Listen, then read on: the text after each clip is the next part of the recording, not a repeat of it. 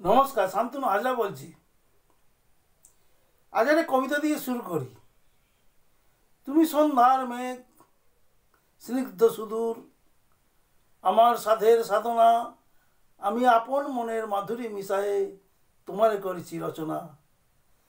এই কবিতাটি শ্রী কল্যাণ বন্দ্যোপাধ্যায়ের পক্ষে আদর্শ কবিতা।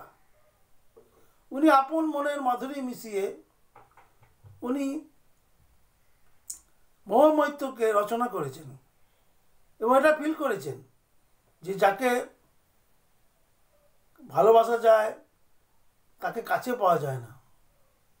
এই কবিতাটার মানে তো তাই, উনি তো তাই বলছেন। কারণ এতদিনকার ভালোবাসার ফল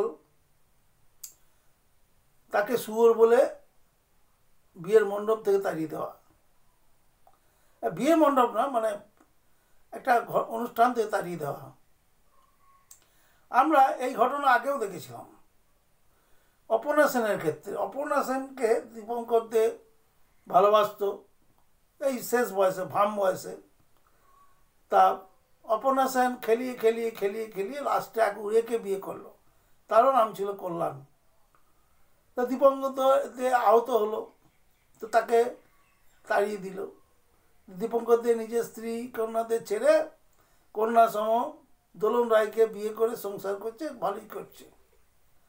কিন্তু কল্যাণ বন্দ্যোপাধ্যায় কী করবে? কল্যাণ বন্দ্যোপাধ্যায় উনি সোজা সরল মানুষ, উনি লড়াই জানেন, উনি রাজনৈতিক মঞ্চে একটা হিরো। কিন্তু ব্যক্তি জীবনে কী কী থেকে কী করতে হয় উনি অত জানেন না। উনি সরল মানুষ, উনি ছাত্র জীবনে বা প্রথম যৌবনে এইসব নিয়ে মাথা ঘামাননি, ঘামানোর কথা নয়। ব্যস্ত, উনি একটা বিখ্যাত উকিল। সংসদে যে কথাগুলো বলে সে কথাগুলো খবর হয়ে যায়, ইতিহাস তৈরি হয়। তো কী করে জানবে যে নারী মনের মধ্যে এত রহস্য, যেটা বড় বড় বৈজ্ঞানিকরা বলেছেন যে পৃথিবীর সব রহস্য সমাধান হলেও নারীর মন নিয়ে গবেষণা চালিয়ে কোনো লাভ হয়নি। সেই শেষ পরিণতি কোথায়, কোথায় পদার্থের শেষতম অংশ, কোথায় এই ব্রহ্মাণ্ডের শেষতম জায়গা, সে যেমনি খুঁজে পাওয়া যাবে না, তেমনি নারীর মনও খুঁজে পাওয়া যাবে না। তেন কল্যাণ বন্দ্যোপাধ্যায় হয়তো ভালোবাসতেন, ব্যাপারটা উনি বুঝেননি।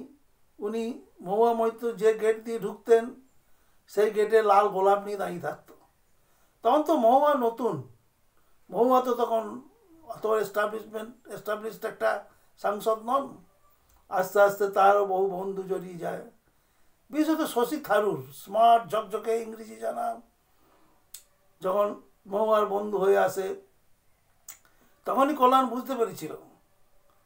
কল্যাণ প্রত্যেক দিন মহুয়া যে রাস্তা দিয়ে সংসদে ঢোকে সেই সংসদের রাস্তার সামনে, সেই গেটের সামনে লাল গোলাপ নিয়ে দাঁড়িয়ে থাকতো। সেই লাল গোলাপ দিয়ে তো মহুয়া একটু হাসতো, তাতেই কল্যাণ আনন্দ পেত। সেটা গান আছে না, যে টুনিরে দেখে আমার পরাণ জুড়াইব, টুনি স্কুলে যাইব, টুনি বারান্দা আইব, টুনিরে দেখে আমার পরাণ জুড়াইব। তাই মহু একবার হেসে দিলে কল্যাণের পরাণ জুড়িয়ে যেত। কিন্তু কি করে জানবে যে এক উড়িয়া সেনাপতি এসে, অর্থাৎ পিনাকি মিশ্র বলে এক, উনিও সাংসদ, উনি এসে মহুয়ার মন জয় করে নেবে। মন জয় করে নিয়েছে, আরও বেশি করে মন, যেটা কল্যাণ সেটা বলছে, আমি আমার মধ্যে কী এমন নেই যে আমাকে উনি শুয়োর বলে তাড়িয়ে দেবেন। তো কল্যাণ বাবুকে মহুয়া শুয়োর বলে তাড়িয়ে দিয়েছে। তো কতখানি আঘাতের কথা বলুন। প্রেমিকা যদি কাউকে শুয়োর বলে তাড়িয়ে দেয়, আর কল্যাণবাবু আমাদের কাছে তো উঁচু, অনেক উঁচুতে জায়গা ওনার। উনি এই গোটা বাংলার কথা সংসদে বলেন, মানুষের হাহাকারের কথা, মানুষের রুটি রুজির কথা উনি সংসদে পৌঁছে দেন। উনি তো বাংলার রাজনীতির জন্য হয়তো কিছু বিরোধিতা আছে, কিন্তু এই বাংলার মুখ উনি। উনি 20 পয়সাওয়ালা মুখ নয়, যেটা মহুয়া মৈত্র বলেছিল যে 20 পয়সার মতো মুখ তোমাদের।